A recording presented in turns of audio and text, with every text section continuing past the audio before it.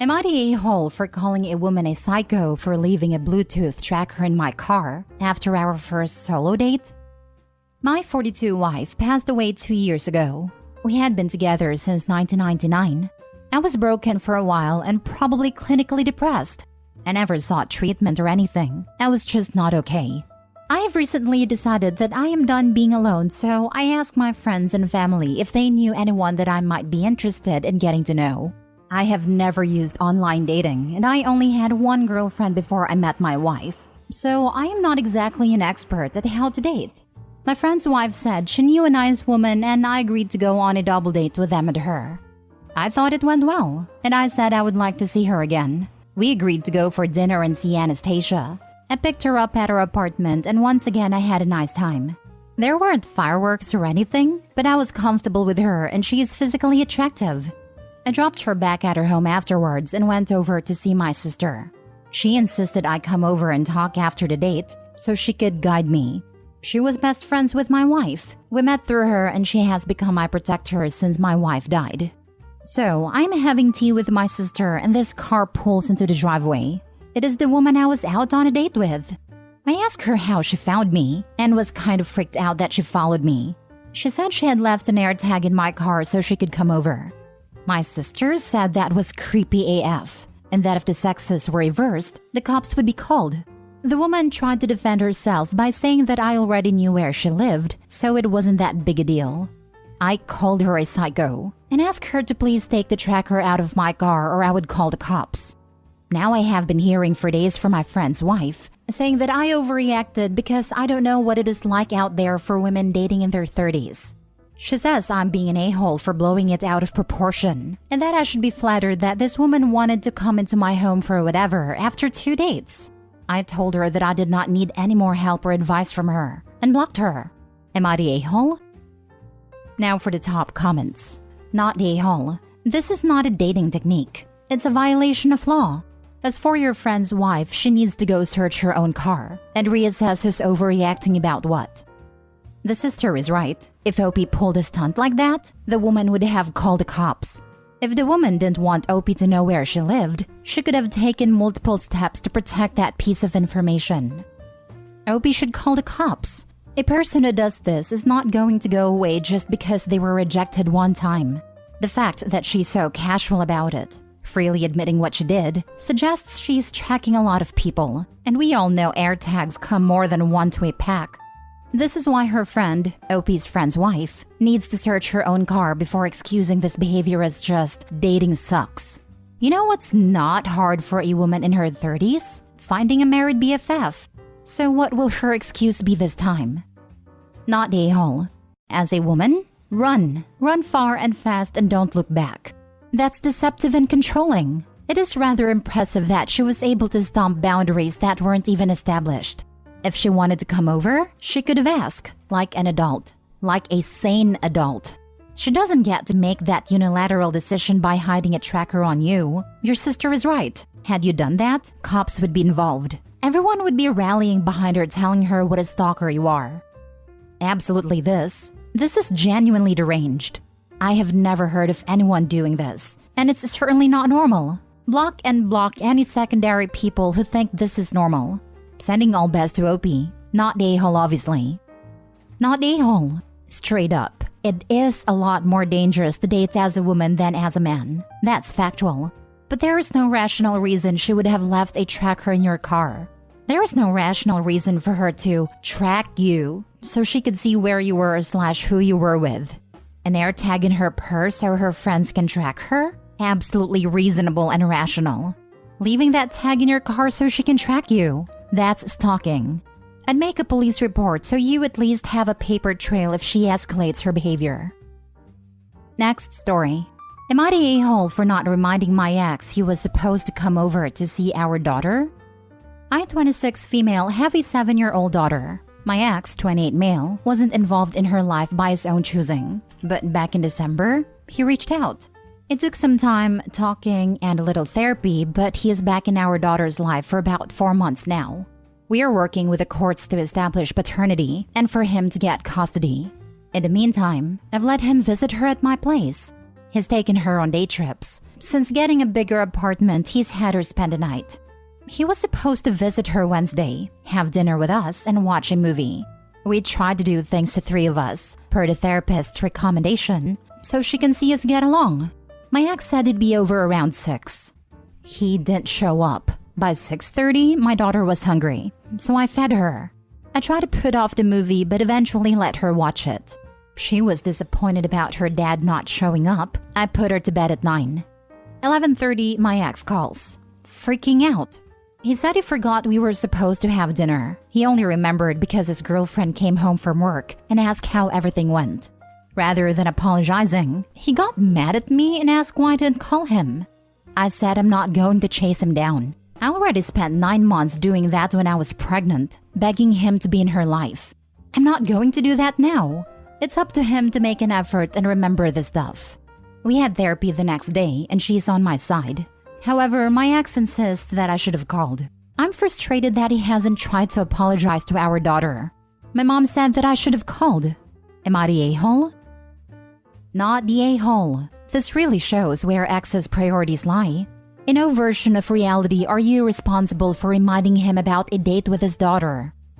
Interesting that the ex-girlfriend remembered and he didn't.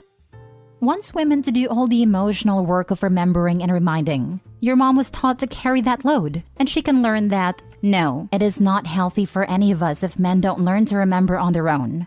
Not the a-hole. Not the a-hole. He's just mad his new girlfriend saw him for the deadbeat father that he is. Ignore your mom. Listen to your therapist. Yep, because you know that the girlfriend is the only reason he's doing this anyway.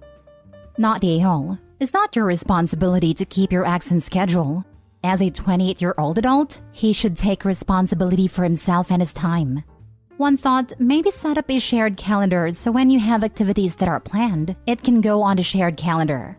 Not that you have to by any means, but just a thought to keep track for you and to eliminate any "I forgot" excuses from him.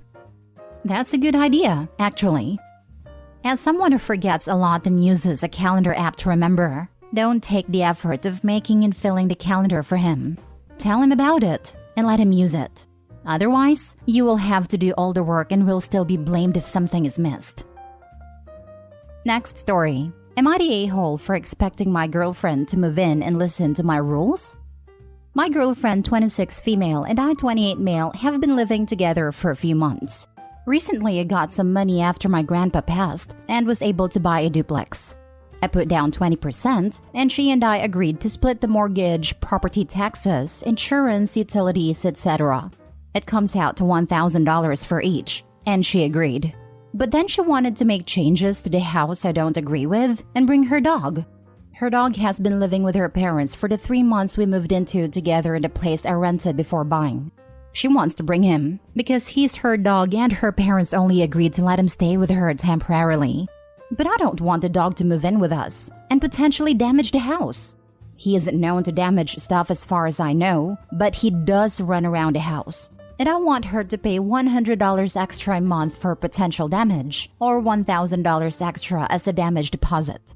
She's angry because we agreed on $1,000 and no damage deposit and feels like I'm making it too hard to bring her dog. She also wants to put a clothesline in my backyard and I find it weird and tacky. Maybe it's because I grew up in suburbia, but everyone I know uses the dryer. But she insists she needs to have a clothesline and hates the dryer.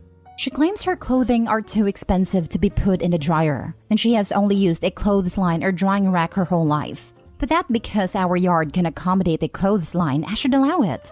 I don't want the neighbor to see her put her underwear on a clothesline, and I think they will complain as it ruins the surrounding house value. She also wants to fill up a large part of the downstairs with her stuff. Our place isn't very big, and she wants to bring her skis, rock climbing equipment like ropes, harness, etc., 2 bikes and her winter tires. She also wants to buy a mount to install for the bikes for the winter. She doesn't have many other things like clothes, but we don't have a big basement. It's like a half basement, and she wants to put her stuff downstairs. I want to convert the downstairs into a gym for me, but she wants to move her stuff out of her parents' place because they're going to downsize when they retire in a year or 2. I told her she needs to either not do these things, like the clothesline, or pay for the storage place and dog. She refuses though, and says either I let her move in with the agreed upon rent, or she's finding another place to live. She's current back with her parents, and I've been paying for the whole place alone. She thinks I'm an a-hole for penny pinching her, but I don't think a landlord would be okay with her dog and clothesline, so I'm doing her a favor. She also makes more, $130K versus my $90K, so it's not she can't pay her fair share. Can already tell you are the a-hole. If she is paying rent or mortgage in this place, she has the right to make changes to her living situation. Her asks are normal expectations of things in a home. To turn this around, what you want is for your girlfriend to abandon her clothes, her pet, her hobbies, her belongings, and her income to be a live-in bangmate and pay you for the privilege. Why would anyone agree to that? You messed up and probably destroyed your relationship. You're the a-hole. Right, she pays exactly what he pays, but has to give up everything for the pure joy of it? I hope she sees the writing on the wall and gets out soon. My girlfriend wants to move in together, but get this, she wants to actually live there and bring her stuff. I can't clutch my pearls any harder. Info, do you actually love this woman? Because you're not acting like it. You're the a-hole. If she wants a landlord, she could just get an apartment. If instead you want her to be your partner, she needs to be able to live in the house. Like actually live in it. And yeah, lived-in places start to look lived in. I was going to say exactly this. OP wants to be a landlord rather than a partner. I think they will complain as it ruins the surrounding house value. A clothesline ruining the value of a whole neighborhood is bar none the most ridiculous thing I read on Reddit. You're the a-hole. You want your girlfriend to move in, split the expenses, but having no or very few of her belongings? This is not how a cohabitation works. I seriously balked at that. Of all the things you ruin a yard, a clothesline?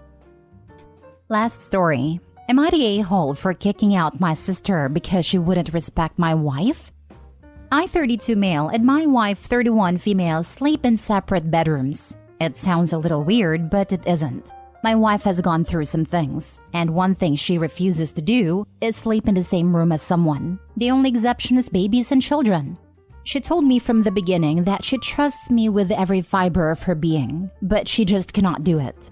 Of course, I didn't care, and I have my own little bat cave where I sleep. Now here's where the actual story is. My sister, 27 female, asked if she could stay over at our house for the weekend because apparently her and her roommate got into an argument. Me and my wife agreed, and I told my sister about my wife's room thing. If you know she's sleeping, don't go in there. My sister was always kind of a spoiled brat, but it really shone here. She complained that the bed in the guest room was too lumpy, and she didn't want to sleep in my room because of my man smell. After all this, it was obvious that she would complain about the couch too. I told her my wife's room was off limits, and it was either the options we gave her or she could find a motel. She agreed and everything seemed fine until I woke up at 3 in the damn morning to my wife yelling, along with my sister. When I went to go see what happened, my wife was crying and my sister was just yelling back. I learned now that my sister sleeps in her underwear, so that made it even worse. I got into an argument and started yelling at my sister to get her crap and get out. I had one rule and she broke it. Her last statement was calling my wife a crybaby. My wife told me that my sister was trying to sleep in her room, possibly trying to kick her out.